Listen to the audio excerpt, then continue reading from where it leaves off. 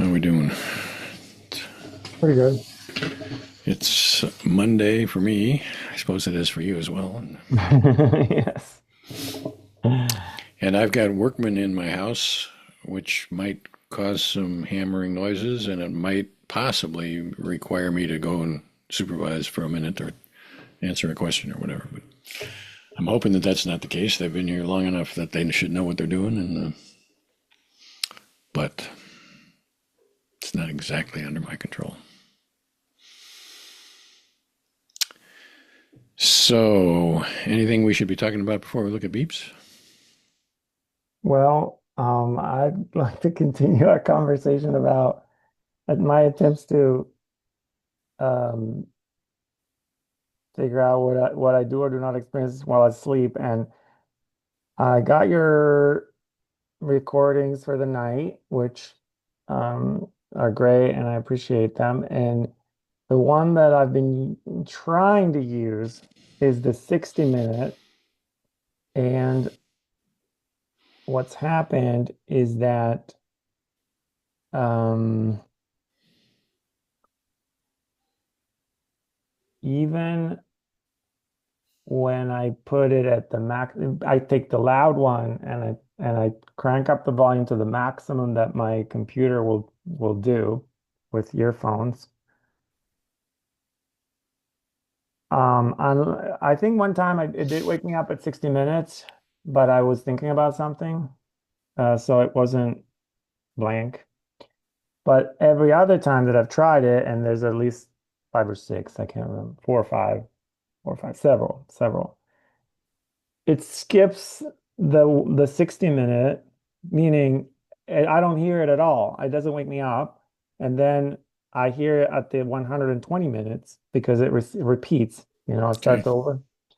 So So what that means is that you're missing two beeps because you're missing the beep at 60 minutes, and which is like a minute long or 30 seconds. I forget what I 30, did. I think it's 30 30 seconds. seconds, and also the beep that's at the beginning, which is like 5 seconds. Yes. So I just don't hear any of that.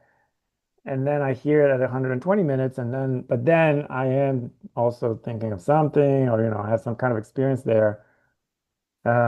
What my interpretation is that by the 120 minutes, I'm out of the really deep sleep phase, and so that I can hear the beep. Um, and I looked this up a little bit, and it's consistent with sleep studies. And so when they do sleep studies, they monitor you with like EEG Right. sensors, and they can tell from your waves whether you're in deep sleep, and then they wait 10 minutes and then they wake you up. But the way they wake you up is apparently if they use sounds, they're like intermittent sounds. So it's like beep, beep, beep, like that. So it's on and off. And I guess that maybe has a better chance of getting through. Or sometimes they use other methods like physical shaking of the person.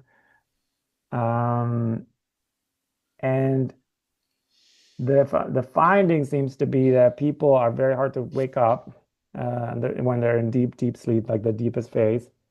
And typically they are not woken up right away. They don't hear the beginning of the stimulation that wakes them up. And then they almost always report that they have no awareness of anything. They were not aware of anything right before they got woken up. So that is um,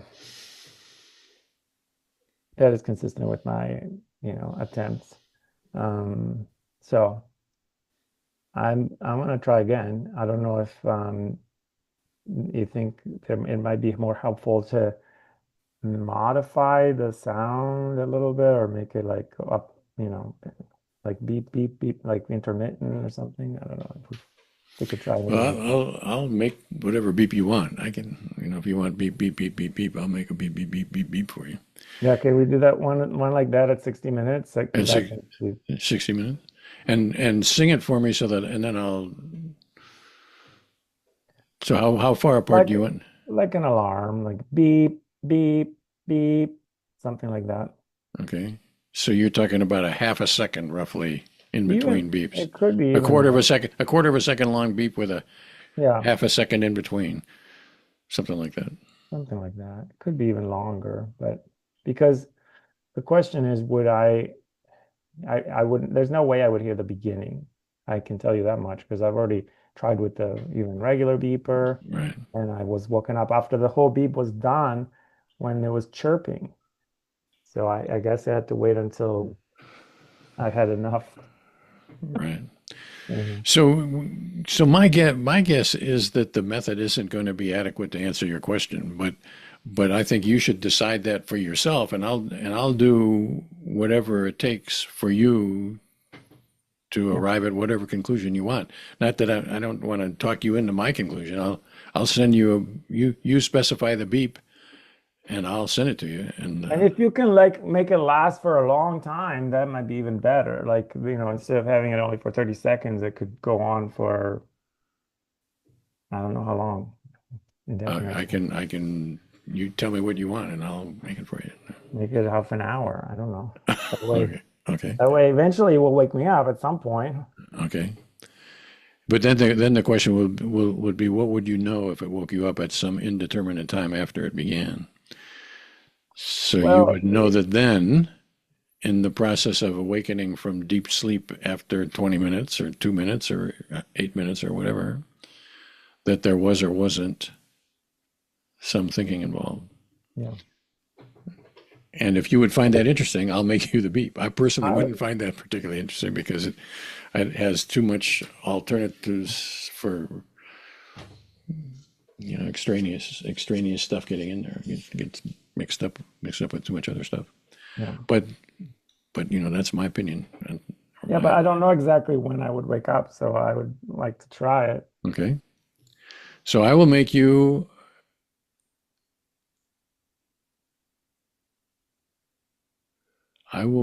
a half an hour, an hour delay, an hour silence, plus a half an hour of quarter on, quarter off, 700 hertz beeps.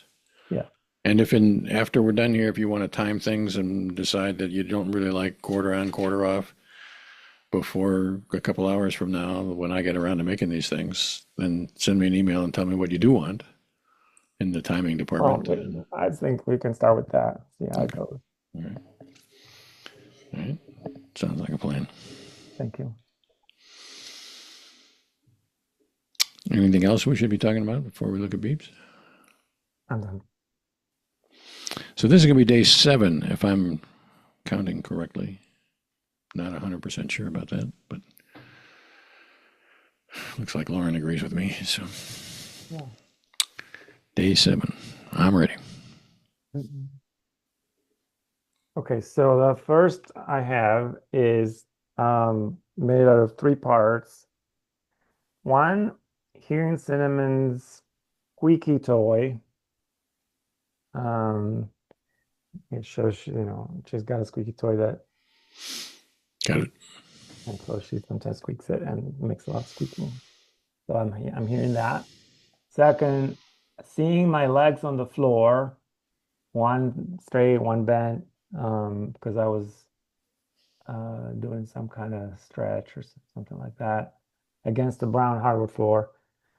So I'm just the visual experience of my legs on the floor. And third, some residue or echo of my previous thought, which was in Italian, interestingly. And it was something like non si può vivere così. It means like we can't live like this. And it's just a reference to cinema making a lot of noise. It's not a serious thought.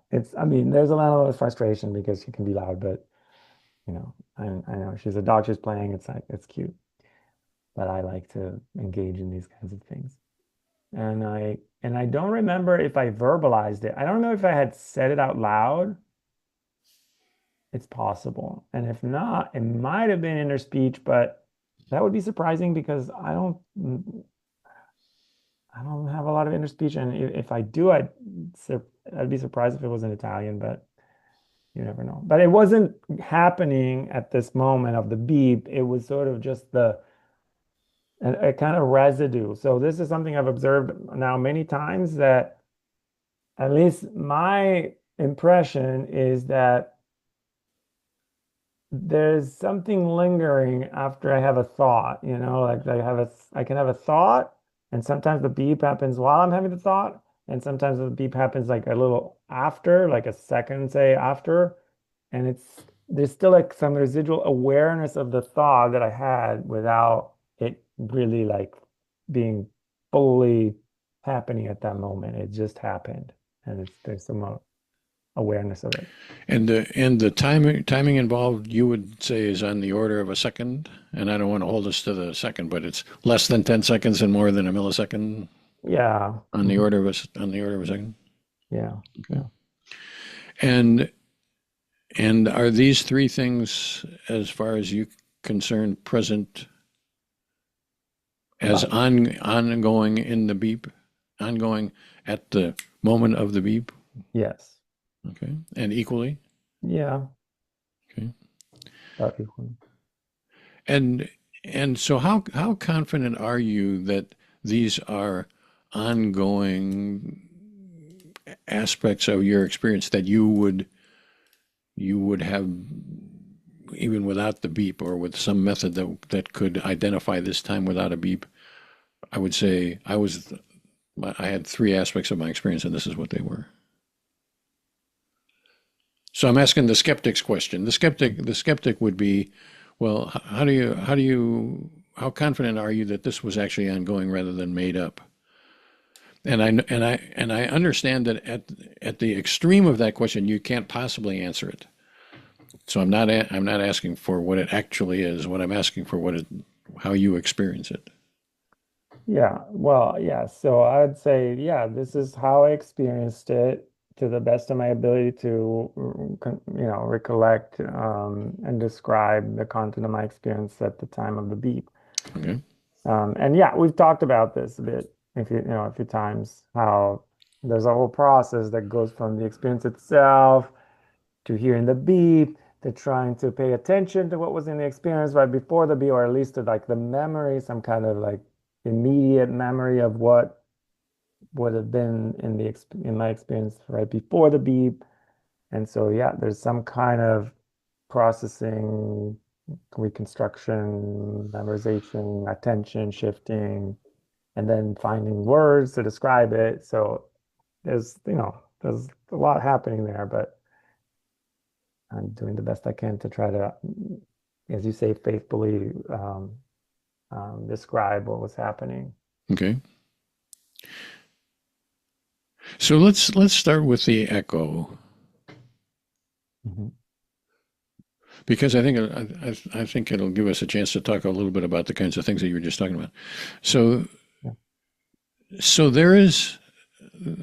I understand that the straightforward description that you're giving is a second or so ago. I was thinking about, I can't go on like this. It Mhm. can't go on like this. I can't remember exactly what you said, but Yeah, yeah, yeah. Yeah, we can't live like this. In Italian, though. and I'm gathering that you're confident that it's in Italian, Yeah. even though you're not confident that it was words that were spoken, but this was somehow an Italian rendering of something, Hmm. and I'm confident about that. Yes.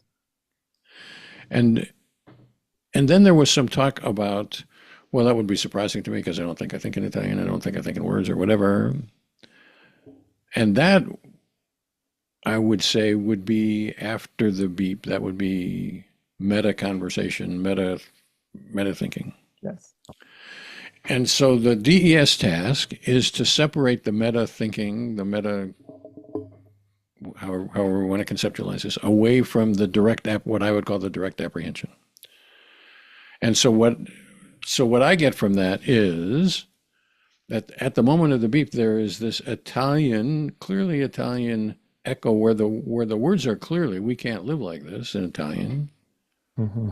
But it's not clear to me how those words are present, and it's not clear to me exactly how those words had been present in the original non-echoed original thought, whatever what is that we're going to call that. Yes. Right. Yes. Correct. Yeah. Okay. Yeah. And this is partly because it's quite challenging to try to remember all or at least as many aspects of my experience at the moment before the beep, to remember all of them, to keep track of all of them. Because if I focus on one, I tend to forget the others. And so by the time I start writing it down, I have to go in some kind of order, and I'm writing down, okay, so I hear the squeaky toy. I can see my legs. By the time I wrote down like the note about my echo, I really could not tell for sure if it was something I spoke or something that I just thought. Okay. Especially because it wasn't even happening at the time of the beep. It had just happened shortly before, but I still felt like I had like the awareness of the thought having happened or the thought having been expressed, maybe. But now I don't know which one it is. So I accept all those as limitations of the method. I think there is the more complex a person's experience actually is, the more difficult it is to get all the details of it. I Yeah. totally accept that. There are people who would say there was one thing going on in my experience, not three, as you usually do. You generally have several things going on. Yeah. I would say many people would say there's just one thing going on. I was seeing an image of, my bicycle leaning up against the bicycle rack or whatever. And then they have not too much difficulty in telling me about that detail. And they might make up some details about that, like how much of it they saw or whether there were other bicycles there or whatever, but they would be in the ballpark of I had a visual image of my bicycle. And so the task for them would be somewhat easier than for you, Yeah. Yeah. I So think. that's one generalization that I'd say more often than not, there's at least two, if not three things that I can sort of remember being my experience at the time of the beep, Right.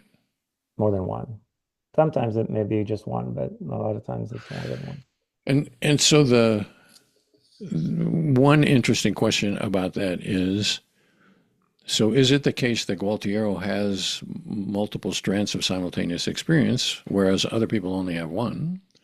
Or is it the case that Gualtiero is a more careful describer and the guy that's only got one experience is willing to give away those other two strands? And I don't think we'll ever know the answer to that for sure, except to the extent that I'm interested in it either way. And I don't, I fancy that I don't pressure Gualtiero into having three or not one, and not pressure the other guy into having one and not three. Yeah. But, and I understand Gualtiero as being pretty confident of saying there were these three strands. Maybe I've got some details wrong, and I can't remember what the words were in the echo, Yeah. but there were these three strands, and there, and that, there's a lot of other strands that could possibly be going on in his experience at that time, like bombs dropping in Iran or weather, heat wave, and whatever. I mean, there's a lot of candidates, logical candidates, which I understand Gualtiero is saying, well, it certainly would have been reasonable for me to be thinking about the war bombs or whatever, but I wasn't. You agree with that? Yes. Okay. Then about the legs on the floor. So the visual scene, what you said about that is I see one leg straight, one leg bent, and against the brown floor or something like that, hardwood Hmm. floor. Yeah. And and as recorded by a camera, that's would be a description of what could be recorded. I see there are legs and one's bent, one's straight. One is in my experience. Is it that I see two legs equally and I see the hardwood floor? Or is it the case that I'm seeing one of those legs and the others are sort of implied because that's the position I'm in? And I'm seeing the floor, or I'm not seeing the floor. The floor is the background. Yeah. Again, my best attempt at capturing what I remember experiencing was just the sort of diffuse visual experience of the legs, one straight, one bent, against the background of the floor, not not focused on any like detail or one leg more than the other. Certainly the legs are more salient than the floor, that's the figure, the figure is the legs and the floor is the background, not the other way around. So that is, I guess, the distinction that I would like to be clear about it, or as clear about as we can be. Does it seem like I'm looking at my legs, or does it seem like I'm taking in a visual scene which includes my legs and the floor, but not one more than the other? Yeah, I'd say more the second one. I'm just taking in the visual experience, the visual input. So it's not a figure groundy thing where the figure is the leg or two legs or one leg or whatever. It is a figureless visual, whatever is falling on my retina, I'm seeing. Yeah. Okay. Hmm. Yes. Okay. And then I'm hearing Cinnamon Squeaky Toy. And is that experience of I hear the squeak or I hear Cinnamon's toy? I Or hear does the squeaks plural because they're they're like in deep in quick succession, one okay. after the other. So there's like a lot of squeaks. So this is an auditory phenomenon of Yeah. squeakiness, Yes. squeaky, I guess you would say, rather than Yes. this is Cinnamon's communication or Yeah. playing or whatever. Okay. Yeah. Yeah. I mean, and I am probably in a sense aware that the squeaks are the squeaks of Cinnamon's toy that she's squeezing with her mouth at that moment. But the thing that is salient in my experience at that moment is the squeaks, not so much everything else. But I mean, I know that it's the squeaks of Cinnamon's squeaky Got toy, it. And not. I don't intend to rule that out Yeah, in the it's not like a slightest. mysterious squeakiness. I don't know what it is, and I don't know where it's Right. coming from. I know Right. it's. But it's more about the squeaky than Yeah, it is about Cinnamon playing. yeah, yeah, yeah, It could be that I was interested in Cinnamon's playing, and part of that Cinnamon's playing was that she's squeaking her toy. But that's not so much what this experience is about. This yeah. experience I is don't. more about the Yeah, squeaking. I think so. It's Okay. more about just the sound. Okay. Then I'm good about that. But I would say in passing that example makes it clear that there is some. That's why I call these things inner experiences, even though they're clearly external experiences.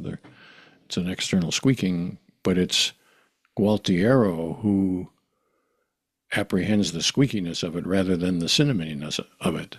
That's what makes it inner. Yeah, Not trying to defend it. I'm just trying. It occurred to me to say that, I guess is what I should say. Any other questions, Lauren? You good about that? Number two. number two is almost entirely a bodily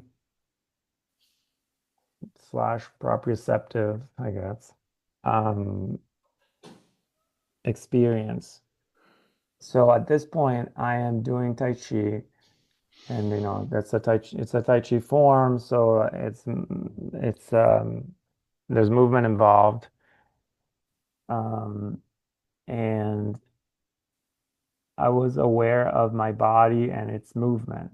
That's the short version of the experience. But of course, there was a specific position I was in of the body, including all parts of the body, legs, arms, torso, head, and I was shifting the weight to towards the right leg. I think I think the position that I was getting into, the posture I was getting into is called brush knee, but I'm not 100% sure. But the name of it or the specific posture was not in the awareness. It's just to say that there was a transition towards a specific ending position in which you don't actually stop, you keep going, um, um, but yeah. Um, I also wrote that it's a purely bodily or proprioceptive feeling diffused through the whole body. And there's also some faint visual awareness of the surrounding portion of the living room. So I was in the living room and, I guess I was aware of my surrounding visually, but kind of very faintly. Most of the feeling was about the body and its movement. And by very faintly, do you mean like 90-10 or 60-40 or 99-1, or that doesn't make sense, Stephen? I'd say 90-10 or 85-15, something like that. Okay. So pretty dramatically much more about the body than about the, Yeah, I would say yeah, yeah, okay. yeah, something like that. And about the body, it is not my legs and it's not my arms and it's not my feet. It's my entire body. Yes. And is it about the motion of my body or the proprioception of my body, which would be sort of the way my body feels without particularly the motion? Yeah, I'd say it's both. It's Okay. both. It's both like where everything is and how everything's like related to it, everything in my body, like all the whole body where all the parts are like feeling it. Like it's in a sense, there's a sense of like fullness of the body, the different parts of the body, but all together. And there's movement there because it's not static. You can stop and you can hold a posture, but that's not what I was doing. I was in the middle of the form. So, there's motion. It's slow motion and you're going with the flow of the motion, and you're following your form, and it's all very ingrained, because I've done this thousands of times. So, it's sort of like my body knows what to do kind of a thing. Mm. And so it just does it, you just let it flow. There's not like an effort to like figure out what you need to do. It just happens on its own. But you're aware of it. Okay. And so that from that point of view, I would understand you to be saying, I'm aiming towards a particular form, which probably has a name or whatever, but Yeah. that portion of it, that aiming of it is not present to me. What's present Hmm. is emotion, Yes. which when I'm going to describe to Russ and Lauren how this is experienced, I can say, well, it's heading in that direction. But Yes. at the moment, I can say, I feel the presence of my body. My body is present to me Yes. in motion. Yes. Yes. I like it. I like that way of putting it. Yeah. And you know how you said sometimes we don't perceive our intention. There was no perception of intention because the intention, then if you like you said, the intention is more like maybe doing the form, but then the kind of the form does itself in this way. Like, I've done this for 30 years every day, so I don't have to aim for a certain movement. It just happens on its own because, Okay. the whole system just follows the form. Okay. Yeah. And then at the same time, I have a visual awareness of the room. Yeah. Or a portion of it, of course, I can't see the whole room, but the portion in front of me. Okay. And of not any particular aspect in the room. It's not I see the picture on the wall or whatever. Nah, no, no. It's just kind of very diffuse, okay, there's this space in front of me. I mean, Okay. this is, I've talked about this before, like you develop this over time as you practice, this, diffuse awareness of, what's here now. It's not, you're not trying to focus on anything specific. You want to be aware of everything that's happening here and now. Um, yeah, so it's not like a very focused attention. It's more diffuse. It's diffuse. It's like, oh, the whole body in this space and it's moving this way. And and I'm understanding you to be saying that I see the room around me. It's not merely that my eyes are open Yes. and things are falling on my retina, but that at some relatively lower level, Yes. I see what is falling on my retina. I experience what's falling on my retina. Yes. Okay. And I think I'm good about that. Number three. Number three is uh I was on a Zoom meeting and with a colleague whose name is Johan, but that was not part of the experience. Um, but I was hearing the words, one of the first things I noticed, and I was seeing Johan and myself on Zoom, on the Zoom screen and background. Well, I was using my computer like I'm right now with you, and there's two of us, so there's sort of just the two um, faces next to each other on the screen. Um, and weirdly enough, I did not write down who was saying the words, one of the first things I noticed. So now I can't remember if I was saying them or he was saying them.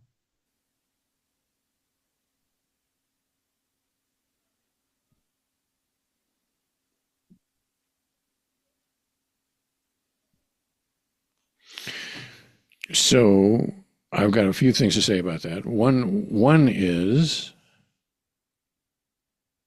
it is not wildly unusual.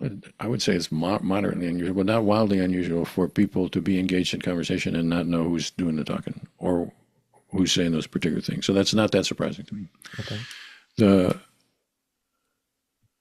It's interesting to me in the sense that people take for granted, the world takes for granted, psychology and philosophy take for granted that people are driving their own talk, and so you should know who's driving, and but I think people are mistaken about that, and but it's also possible that, well, at the time that it was happening you knew who was driving, but that you have forgotten that, Yeah.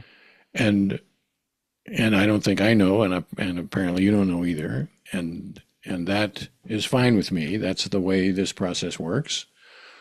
Probably as a result of this conversation that we're having now, then the next time it happens, you'll be more attuned to paying attention to whether you're Yeah. talking or not. Yeah, yeah. I mean, I probably did know.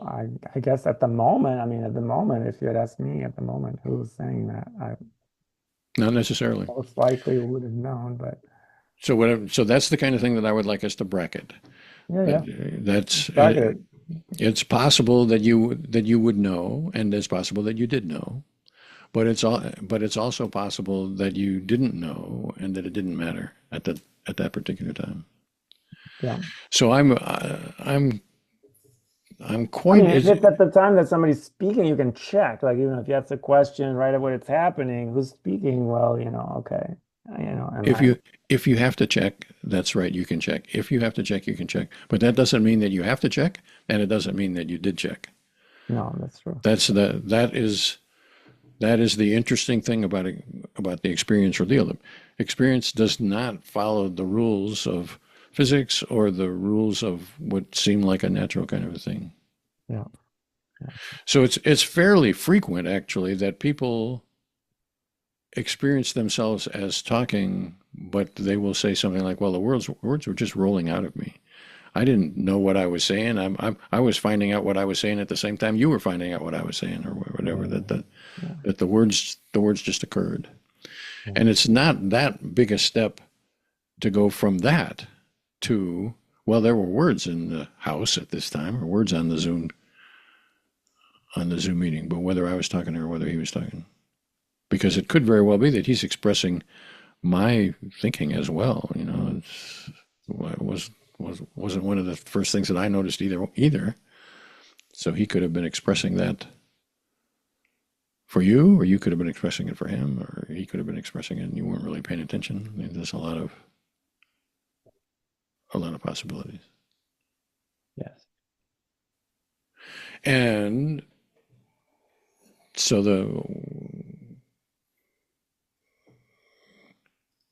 so let me see whether I can back up and say where I think we are here. So I'm hearing the words, one of the first things I noticed. But at this moment, I can't remember whether I was saying that and then hearing myself say it, Yeah. or whether he was saying it and I was hearing him say it. Yeah. Okay. Yeah. It sounds funny to me, but yeah, like as you say, it's totally possible. Well, the fact that it sounds funny to you is good as far as I'm concerned, because that's the challenge to presuppositions Yeah. on root, and that it's accepting that there are things that are happen that there are things that could possibly be happening which are beyond what I would have expected. That's what the sounds funny means to me, and that's True. and that's True. good, Yeah. because that's the way I think experience is. I think things can happen in experience that we wouldn't find, that we would find unusual, that we would find surprising. Yeah. That we wouldn't expect. Yeah.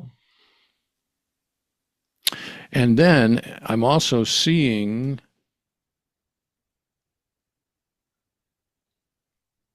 the Zoom display. Yes.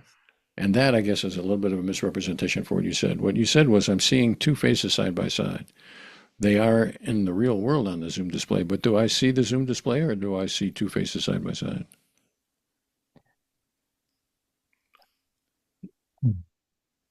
I see. I see two faces side by side as displayed by the Zoom program in my computer. Um, So the distinction that I would like us to be as clear about as we can is to separate out the reality of the world. These faces are, in fact, displayed by the Zoom, yeah. and the reality of experience, which is not necessarily the whole thing. So, for example, right now I could be zoomed in on Gualtiero's face and forget entirely that it's in Zoom. It is in Zoom, but Hmm. I'm looking at his face. Yeah. And experientially, I'm not looking at his face on Zoom. I'm looking at his face Yeah. experientially. It is, as a matter of fact of the universe, on Zoom. Yeah. So my question is, does it seem like I'm looking at two faces side by side, or does it seem like I'm looking at two faces on Zoom? I'd say it seems like I'm looking at two faces on side by side on Zoom on my computer screen. So it's all there in the experience in some way. Okay.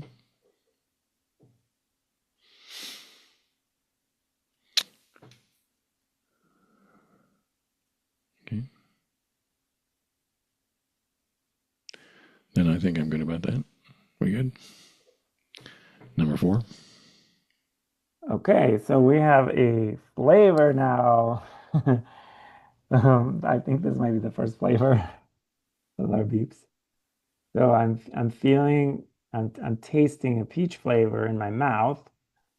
Um, and I also have a visual and proprioceptive awareness of moving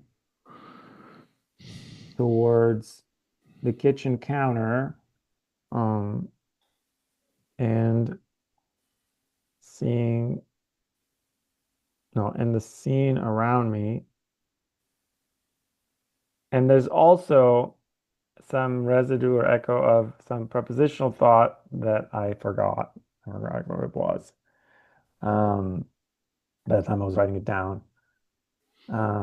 So yeah, so again, there's three parts.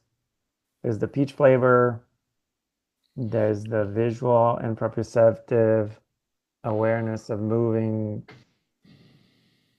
myself towards the kitchen counter and echo something that I was thinking before, not right at the beat, at the time of the beat, but like a little earlier, like say a second earlier. And when it beeped, I think I knew what it was, but by the time I wrote it down, I did not remember what it was. Okay. And equally, three things equally, or is one more than the other? Yeah, yeah, probably more or less, yes. Maybe the thought was a little less prominent, especially since I forgot what it was, but I don't know. Okay. So let's start with the peach. Yeah. So tell me what that experience was. Um, it was just this taste of peach in my mouth. So is the experience of tasting as opposed to Yeah. chewing or feeling the texture of or whatever? Yeah, because in fact, there wasn't really any significant amount of peach in my mouth. I had just licked my finger, or maybe more than one finger. I think I was making a smoothie, and I probably like cut the peach into the blender, and then maybe threw away the pit or something, and I had like a little bit of just a tiny bit of peach left on my fingers, and I licked them, and then I tasted the peach, but the amount of peach itself was negligible. Okay. And the finger motion is negligible as well? Yeah, because by then Don't it need a was. because here. Just the No. just the, just the description. The facts, ma'am. Just the facts. No, there's no motion of the fingers that I Okay. remember as being the experience. So this I'm gathering is pretty specifically so this aspect pretty specifically solely a taste thing. Yeah. I taste peach. Well, yeah, flavor, I would say, because, strictly speaking, at least like in a technical sense, taste is just those four, like sour, salt, whatever, Yeah. sugar, What? sweet and so forth. But then if you add the smell, the retro nasal smell that comes from the mouth, that's where flavor comes from. So I say flavor. So I agree with the physics of that. If you want to call it taste, we can call it taste. Flavor is fine with me. Flavor. What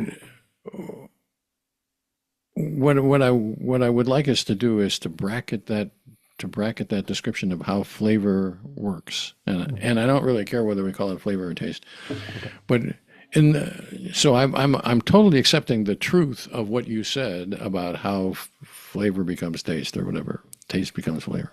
Yeah. But experientially that is not the way it works. It's not like I have got, it's not like my experience is I got some chemical irritation on my tongue and then when I inhale it becomes flavored. That's not what happens experientially. What No. happens experientially is I'm apprehending peachy. Yeah, and not only that, I'm apprehending it in my mouth, even though the smell part is from the nose receptors. Yeah. But But this is experience, very common. This is, as far as I know, this is a standard way that people experience flavor is in their mouth. That's how I experience it.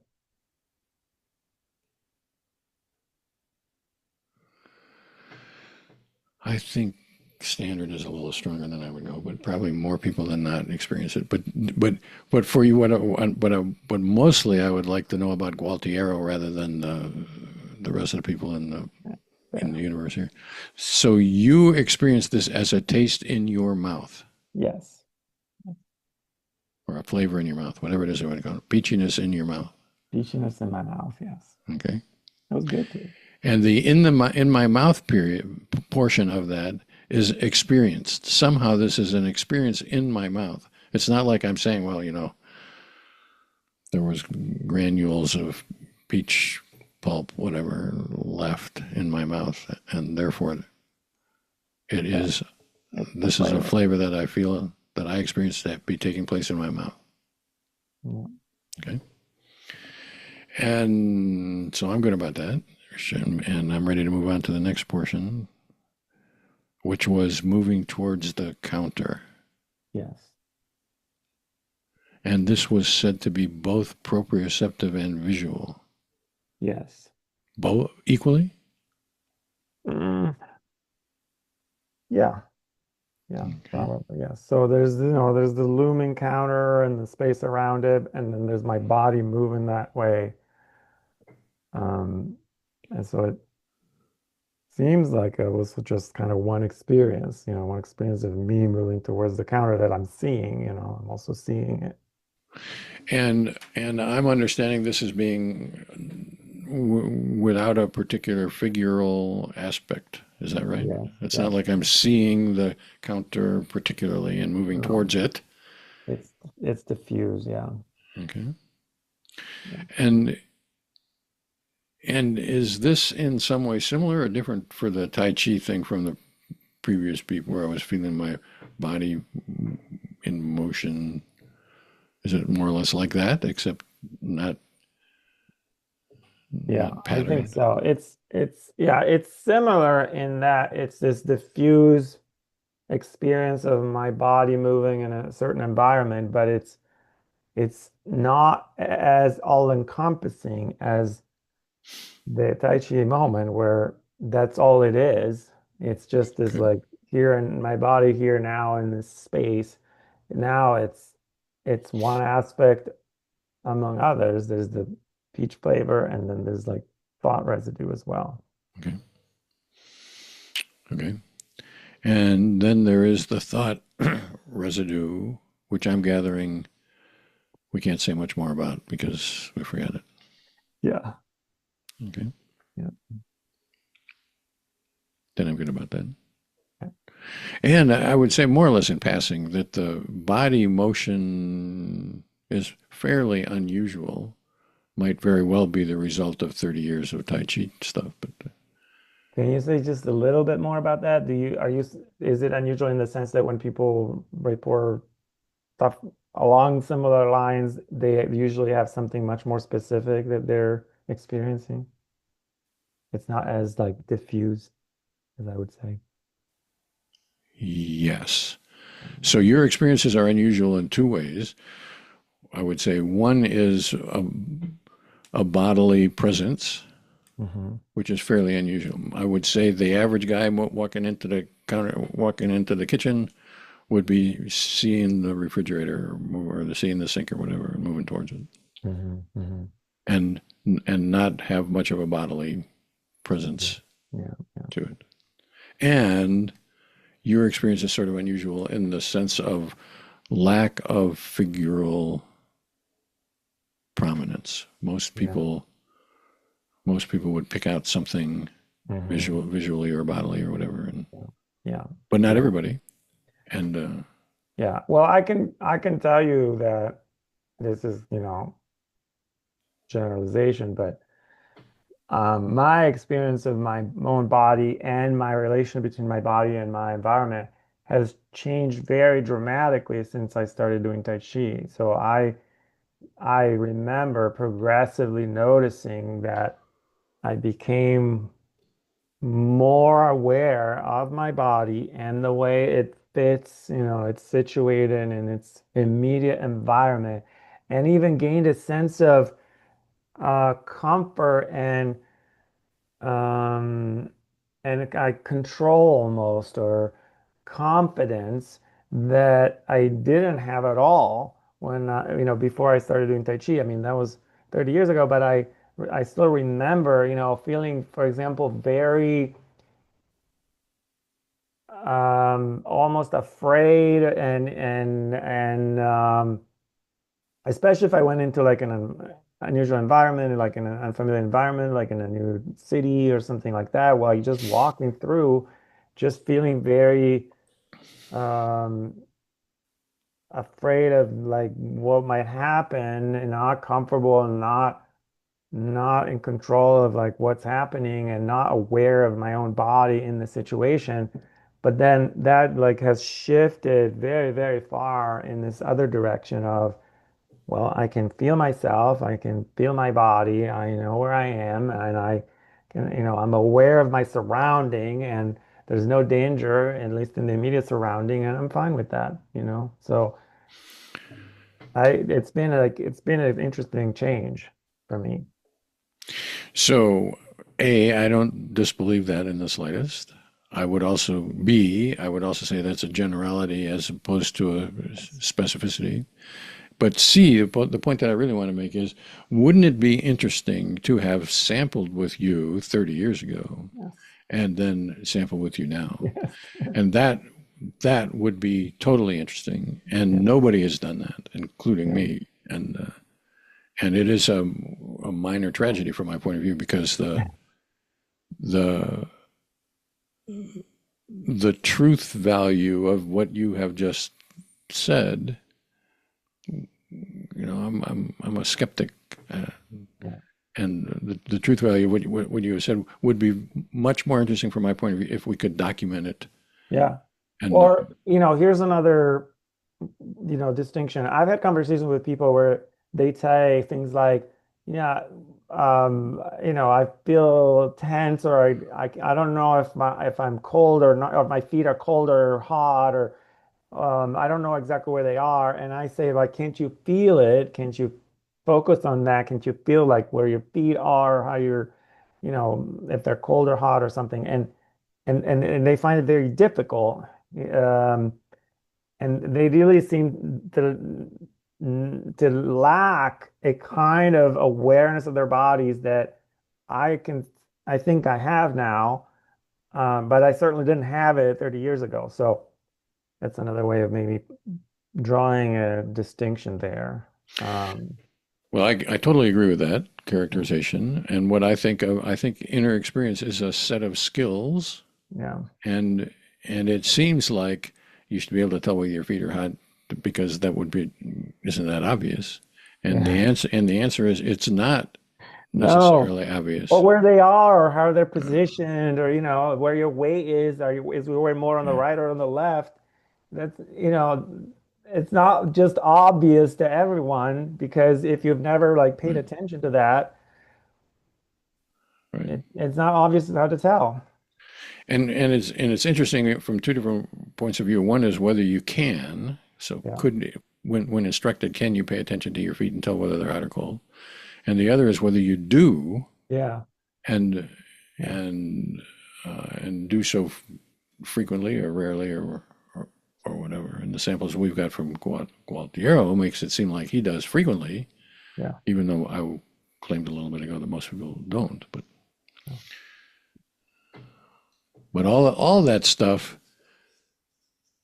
to my way of thinking, is it, the world would be a way more interesting place if there were a whole lot of people more or less like me who were doing the kind of thing that I'm doing as well or better than I'm doing it, so that then we could be talking about it and and really have good answers to the kinds of questions that you're talking about. Because without that, then we're into the realm of speculative generalities, and I think we're wildly mistaken. We have at least the possibility of being wildly mistaken about that. Just like for example, today we're talking about, well, is it really possible to have words going on and I'm not sure whether I'm talking or somebody else is talking? Yes, it's possible. Yeah. Whether that happened for you at that particular moment, I don't know, and whether it would be a frequent thing for you if we sample with you more, I don't know. Yeah. But I'm pretty sure it is possible. Yeah. The experiential world is not mirror what we think it is. Yeah. That's what makes it interesting.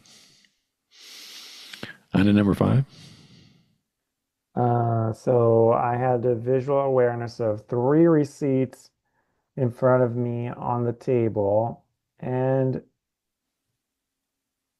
some residue of fragments of prepositional thoughts that were I forgot though. So and what so but when I say fragments, I mean plural. So there was maybe a chain of thoughts or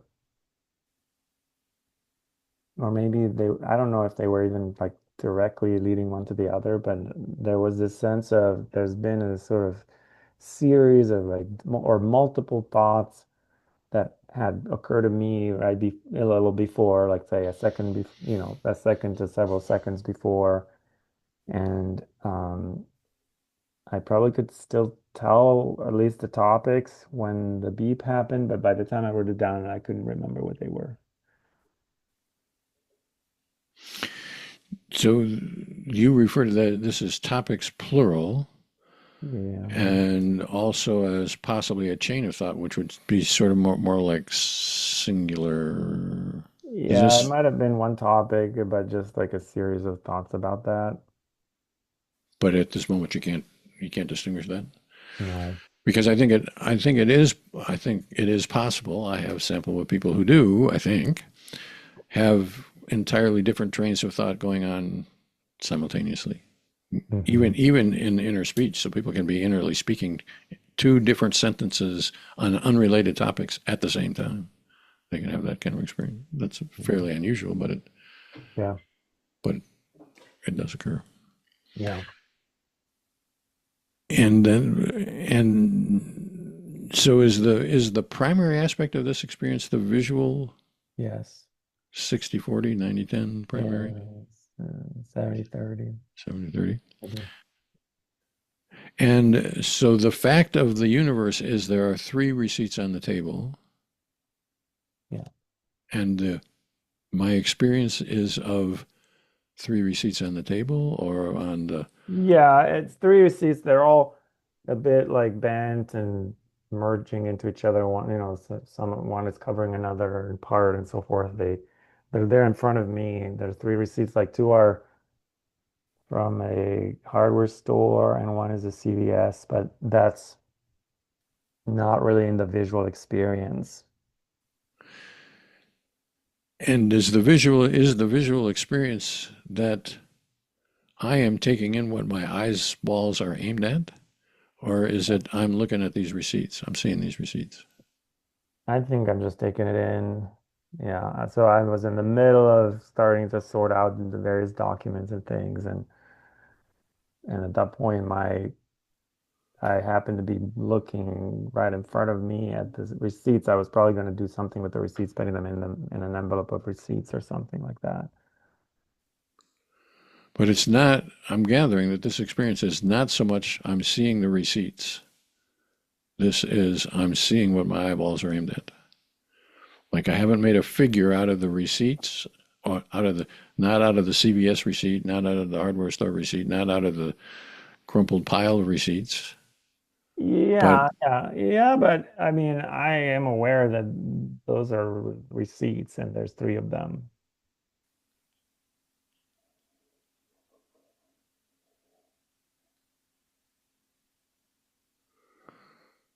so the question is what that does to or take that back. The question is what is your experience as it presents itself at that particular moment? And then Well, I'd say the it's an experience of there being three receipts, three paper receipts, white, long paper strips, receipts, a little bit bent, a little bit on top of each other in front of me on the table. But that's because that's what's in front of me and I'm looking in front of me, not because I was like trying to find the receipts or look at the receipts or examine them. It was sort of just that's what's there right now. So the question that I'm trying to understand is, at the moment of this beep, is it the case that I have made the receipts the figure of my visual phenomenon, or which would mean, I guess, that the receipts are somewhat more present to me than the table, for example, or is it the case that I am more or less non-figurally seeing what my eyeballs are aimed at, in which case the table and the receipts are more or less equally present to me? Uh, I think it's more, a little more the former. So the the receipts themselves are more the more salient object. But he doesn't sound too sure. I'm sure. I'm sure. The table is more the just the background, and the receipts are the thing that I'm seeing.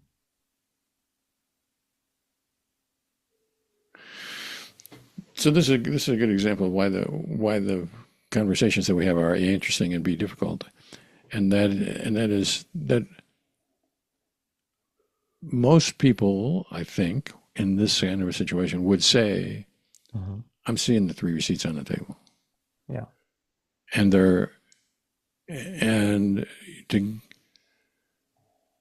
when you press them about it, they would without any equivocation at all say, "Well, for whatever reason, I don't know, not have to know the reason, but for whatever reason, I was visually fixated on the receipts." And the Hmm. table was there, but was not at all interesting to me. So I had made a clear figure out of the receipts. Yeah. But that's not what you say. You say, well, maybe I was seeing the receipts more than the table. Probably was, Yeah.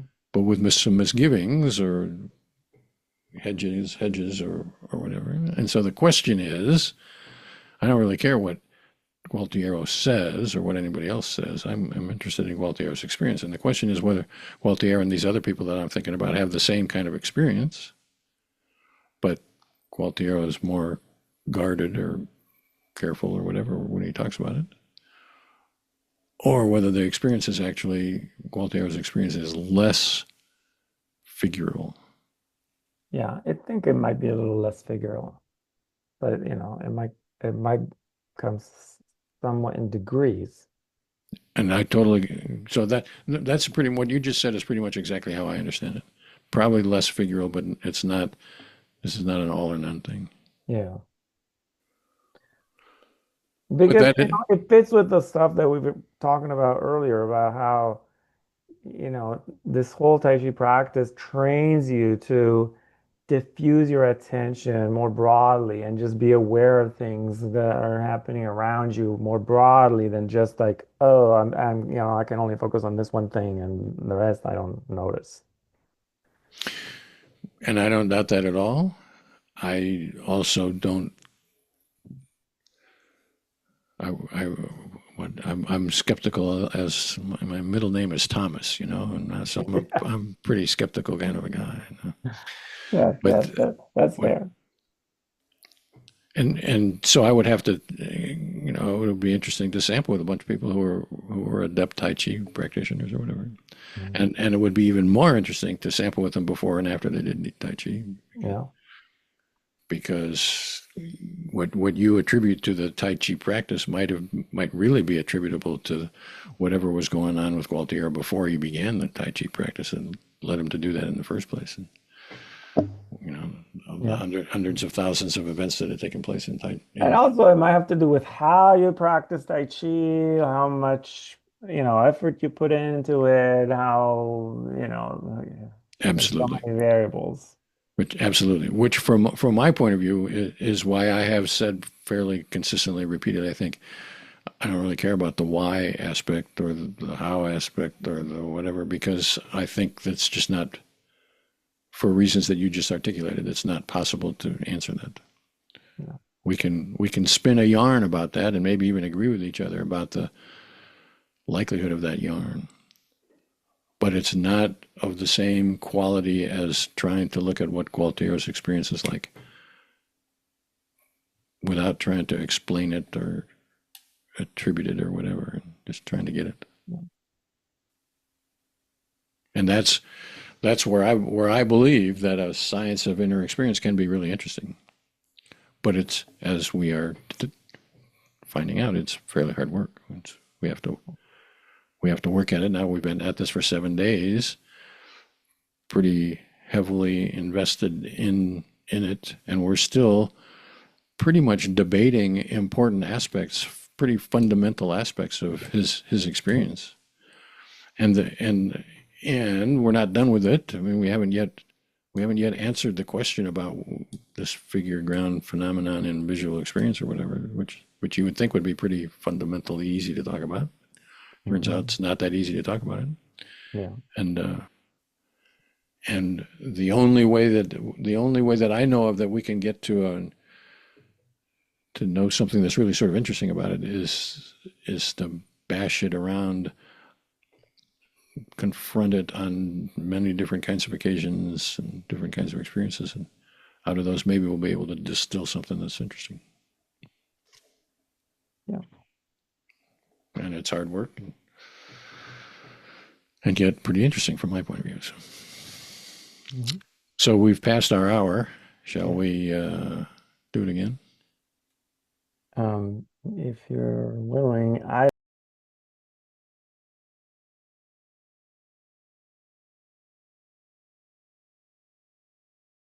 Thank you both. Alrighty, sounds like a plan. And I will do the same things which I have been doing, which is basically prepare a transcript and prepare and write some comments to it, and you can respond or not. And I will send out a calendar invite and a reminder on the 1st. thank you. And yeah, if And you a don't beep, mind, and a beep, but yeah. and a beep. Okay, great. Thanks, Russ. Sounds like a plan.